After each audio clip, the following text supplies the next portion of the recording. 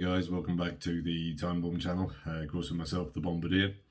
Seems like a while since my last video, and rationale for explanation for that is that I've been dancing with Corona. I think we're more or less on the mend now, so good to be back making videos with yourselves again. We've crossed over in that interim period into the dark side with INVICTA, the brand that many people love to hate on. But having heard so much bad stuff about them, I thought, well, I need to pick one up myself personally to either verify the hype or the hate. I plumped for this particular one, which is the reference 34334. It appeared to me to be the most conservative of their catalogue, and by conservative I'm referring to the reserved meaning of the word as opposed to the Chairman Doris Johnson definition of the word.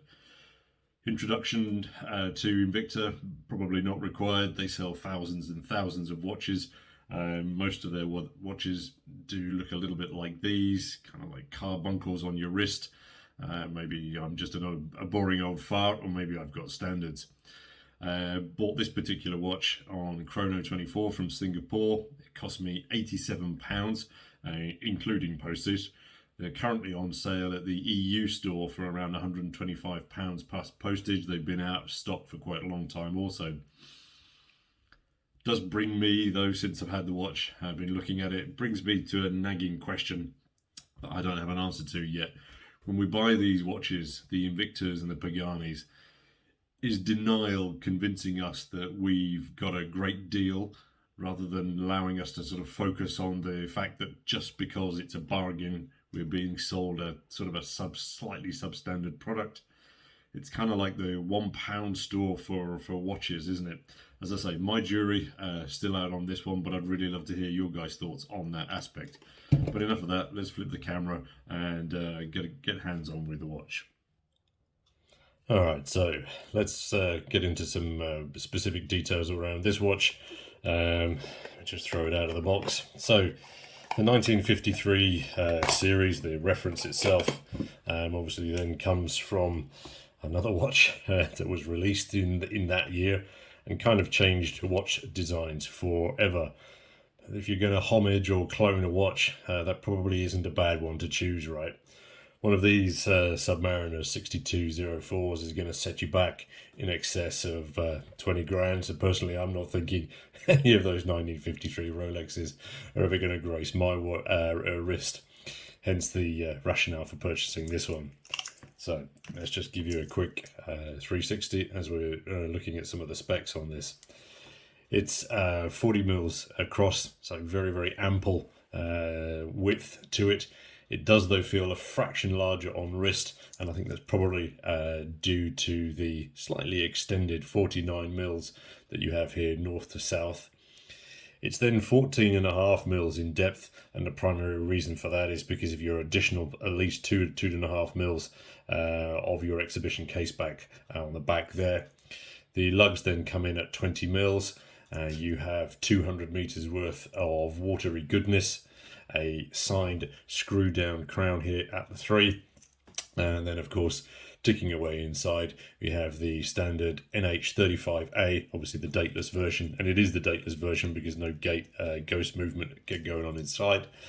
Let me just show you up on the back here. Then of course you have that very classic distinctive custom rotor back here, which I think helps to make that Seiko movement perhaps a little bit better looking, as I don't think it's a watch. It's a watch movement that particularly warrants a see-through case back just by itself. But with this rotor, I think it's at least something to look at.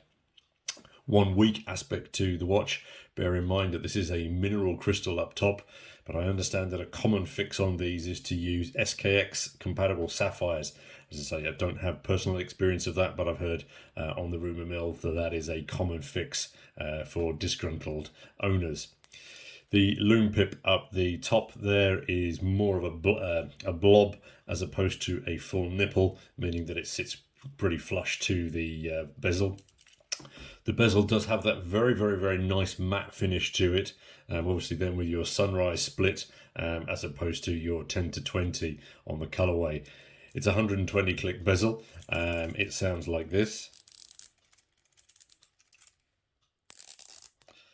Pretty clean, pretty even, pretty smooth.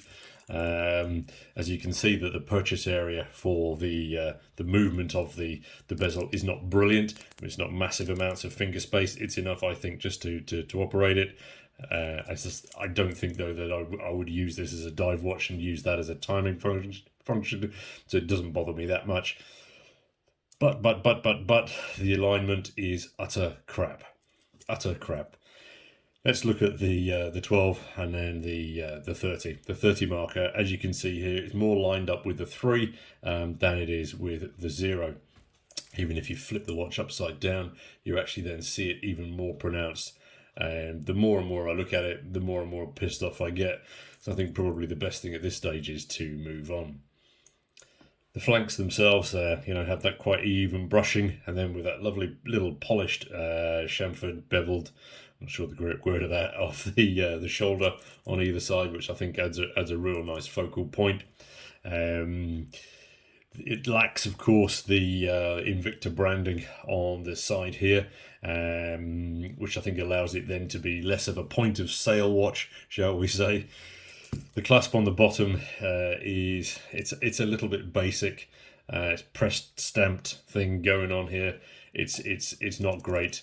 A little bit clunky, a little bit squeaky. Then again, perhaps for the price, it sort of works. You've got a couple of little micro adjusts here, but again, no pingers on the side, just literally that nail in the side here. Does have that little bit of branding there, which is in cut, which is not too bad actually. Nothing unique or particularly stand out on the watch. More than really, I think that it's not badly finished in that sense. Slightly more even balanced finishing to some of the Paganis that I've seen. The loom on here, not too bad. Again, it's not, for me, it's not a dive tool watch, so it sort of stands up quite well. The loom on this one seems to be the same colour on the hands and the hour markers. Where I've seen on some of the other INVICTAs is that the infill for the hands and then on the dial, it's white and not this green. But as I say, on this one, all quite balanced. Overall, I think the watch itself is pretty good, pretty legible in that sense. Personally, I would have preferred silver hands, but then again, it wouldn't have completed that clone design. I think that the minute track here in that gilt works very well. The hour markers themselves also.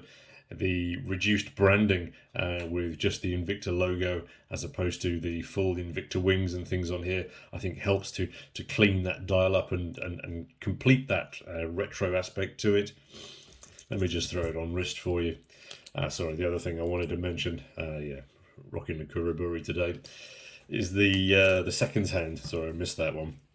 The Jolly Lolly, as it rolls around the bottom there of that minute track. Really nice, simple feature, just to add some additional detail. I think, as I say, that seconds hand works really very well indeed.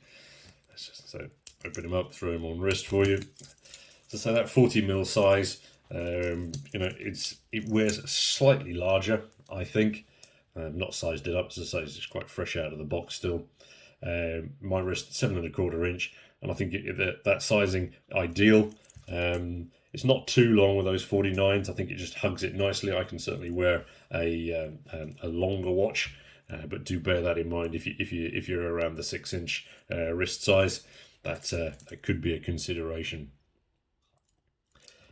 I think, as I say, mentioned before, that case back there being open as it is pushes the watch up slightly, whereas if they removed it, but I don't think they're brave enough to do that, it would have just allowed that watch to sit even flusher. But as I say, personally, I don't think it's an issue at all.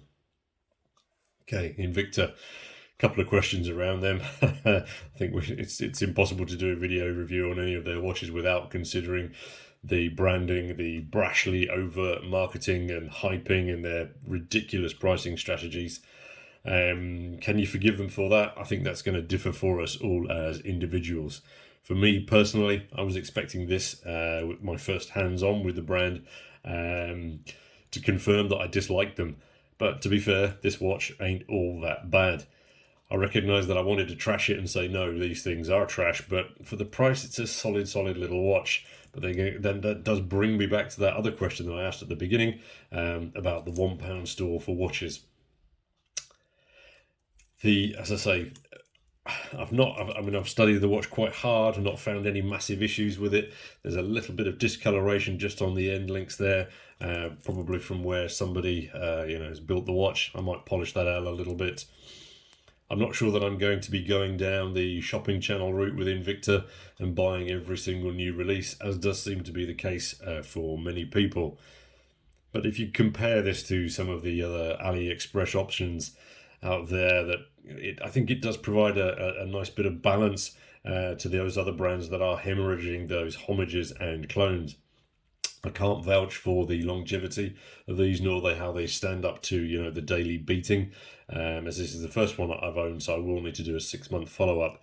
I'm also going to lend this to a couple of other watch reviewers to get their take on it. But that's a wrap for today, I think, guys. What do you think? Is it worth the money, or is it better to invest those £87 in something a little bit pricier? Let me know what you think down below, guys. And great to be back up on the channel again. And of course, until next time, this is your host, the Bombardier, signing off.